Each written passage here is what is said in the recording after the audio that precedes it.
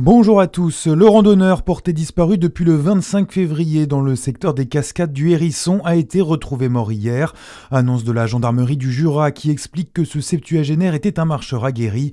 Sa dépouille a été identifiée au pied d'une barre rocheuse du belvédère de l'Éventail. Deux brigades cynophiles et un hélicoptère avaient été déployés pour le retrouver. D'après France 3, la piste accidentelle est privilégiée. Il s'agirait d'une chute. Ce drame à Besançon, un homme de 66 ans et sa tante de 76 ans sont décédés hier dans l'incendie de leur maison. Une autre victime, la mère de famille âgée de 87 ans, est à l'hôpital. Selon France 3, les pompiers ont été appelés en début d'après-midi. L'homme a été retrouvé brûlé, sa tante intoxiquée après avoir inhalé des gaz. Le feu serait parti d'une cigarette en contact avec un matelas. De l'alcool était présent dans la pièce en question. Accident de tram hier en milieu de matinée à Dijon. Une rame est entrée en collision avec une voiture sur l'avenue du Drapeau. Deux passagers du véhicule ont été pris en charge par les secours pour des blessures légères. D'après Actu Dijon, pas de victimes à signaler dans le tram, si ce n'est le conducteur très choqué. Le trafic a été légèrement impacté.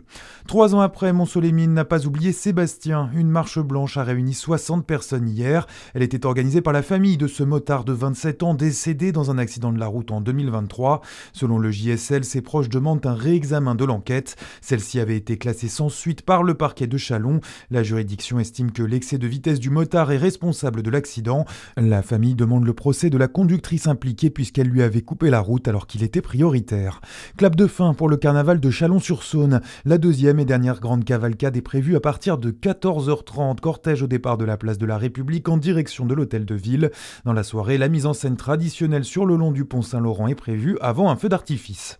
Dans l'actualité internationale, la mort d'Ali Khamenei confirmée cette nuit par la télévision iranienne. Les gardiens de la révolution promettent un châtiment sévère au meurtrier du guide suprême, tué dans l'attaque israélo-américaine lancée sur l'Iran, d'après le président des États-Unis, Donald Trump.